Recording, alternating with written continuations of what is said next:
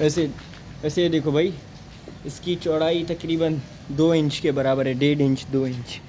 तो ये मुश्किल होगा अब, क्योंकि हम यहाँ से अब ऑल द वे बिल्कुल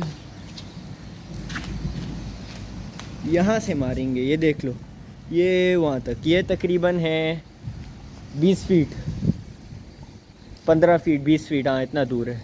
उसके बाद हो सके अगर मार दिया तो उस साइड से मारेंगे, फिर ज़्यादा हो जाएंगे, 30 फीट हो जाएंगे।